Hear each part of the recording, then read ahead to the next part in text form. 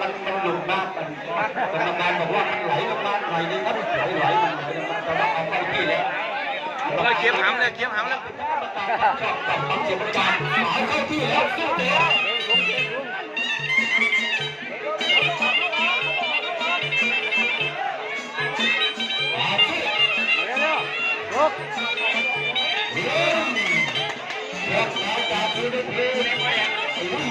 จะย่าไหนนะทางยังใกล้ๆรถเทใกล้กัน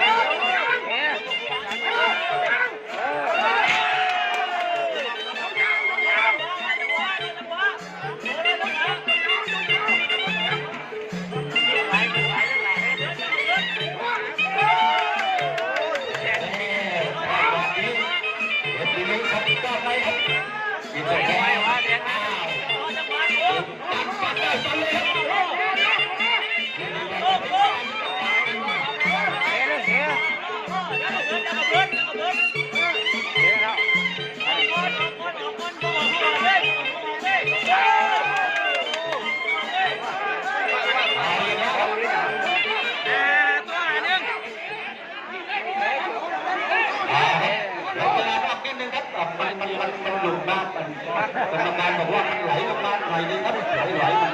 แต่ว่าเอาเข้าที่แล้วเราเขียมหำเลยเขียมหำแล้วเขียมจานเอาเข้าที่แล้วสู้แล้ว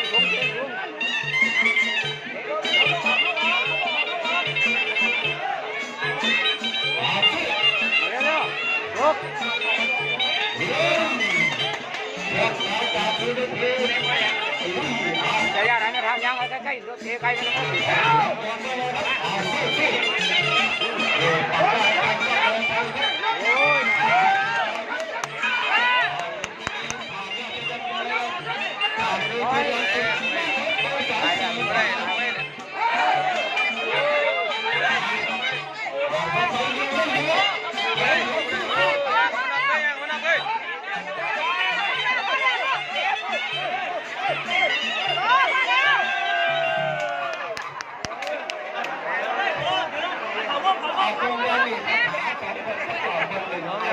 คนสอง ก